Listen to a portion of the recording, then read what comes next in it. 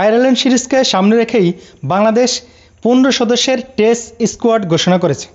বহু নাটকীয়তার পর নাজমুল হাসান শান্তকেই টেস্ট দলের অধিনায়ক করা হয়েছে। আগামী 11 নভেম্বর থেকে টেস্ট সিরিজ শুরু হবে।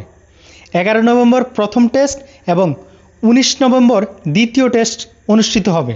প্রথম টেস্ট অনুষ্ঠিত হবে সিলেটে এবং দ্বিতীয় টেস্ট ম্যাচটি অনুষ্ঠিত হবে ঢাকায়।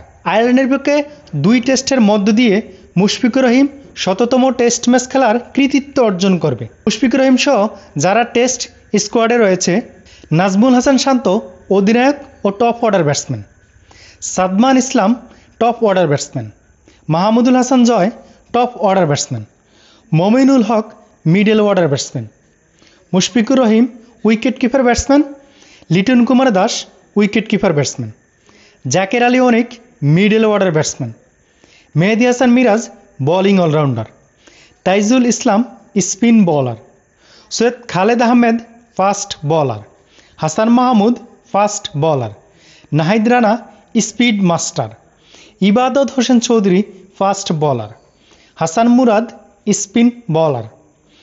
আয়ারল্যান্ড বিপক্ষে 2টি টেস্ট ম্যাচই গুরুত্বপূর্ণ, বিশেষ করে মুশফিকুর রহিমের জন্য। বাংলাদেশের প্রথম কোনো ব্যাটসম্যান হিসেবে আগামী 19 তারিখে দ্বিতীয় টেস্ট ম্যাচের মধ্য দিয়েই 100তম টেস্ট ম্যাচ খেলার কৃতিত্ব অর্জন করবে মুশি।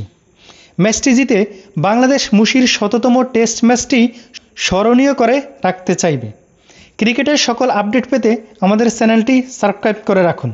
ফেসবুক থেকে দেখলে পেজটি ফলো দিয়ে রাখুন।